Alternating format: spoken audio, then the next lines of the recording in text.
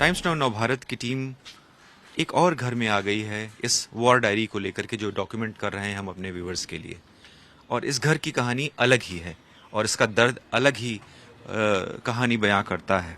एक परिवार जिसने 1 साल पहले ही शादी की कपल्स ने, और ये घर 2 साल पहले ही बना, लेकिन एक मिसाइल ने आकर के ना सिर्फ छत तोड़ी, उनके इस आशियाने को बिखेर दिया और उनके ड्रीम्स को भी तोड़ दिया।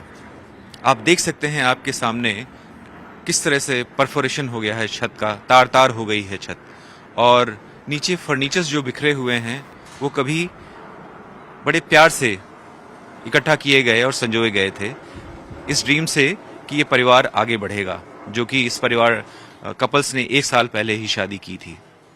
ये इलाका कफ्र कासिम का इलाका है जो कि वेस्ट बैंक और इजराइल के बीच में है, और जो परिवार थे वो अरब्स से जो इस्लाम धर्म को अपनाए हुए, और इस घर को भी उन्होंने प्रॉफिट को अपने डेडिकेट किया था। और ऐसा लिखा उन्होंने अपनी पट्टिका पर, नाम पट्टिका पर, कि लव एंड अफेक्शन से बना यह घर डेडिकेट किया जाता है प्रॉफिट को। लेकिन शायद उनके इस सपने को कुछ नज़र लग गई, और हम अंदर जब नज़र दौड़ाते हैं तो देखते हैं कि जो बाकी दरवाजे हैं, अलग अलग दरवाजे अंदर दिख रहे हैं और सब बुरी तरह से नष्ट हो गए हैं, क्योंकि जब ब्लास्ट हुआ, उनकी वेव्स निकली तो अंदर सब कुछ बिखेर दिया है उन्होंने। और आपके सामने जिस तरह के हालात दिख रहे हैं, यदि कोई यहाँ होता तो उसकी मृत्यु तय थी। लेकिन आसपास के लोगों ने यह बताया कि सबसे अच्छी चीज़ ये हुई कि उन जो कपल्स थे वो यहाँ उस वक्त थे नहीं। जैसा कि यहाँ एक्सरसाइज होती है, तुरंत लोग एक सेफ्टी या बंकर के इलाके में चले जाते हैं, और खुशी की बात है कि वो दोनों कपल सेफ एंड साउंड हैं। पर यह कहानी, जैसा हमने कहा, कि अलग ही दर्द बयां करती है, और जिन जिन परिवारों से हम मिले उनके चेहरे पर वही एंग्जाइटी, वही पेन, वही एग्नी देखने को हमको मिली है।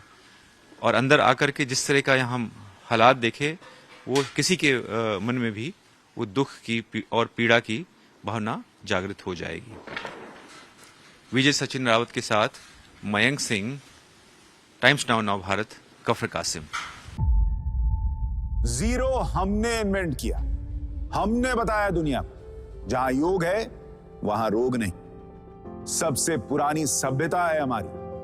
गुलामी से तो और देश भी लड़े भाई, पर आजादी के लिए अहिंसा का रास्ता बस हमारा था।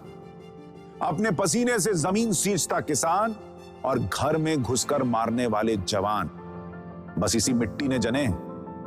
इसके हाथ ने जब थामा जज्बा तो इतिहास रचे।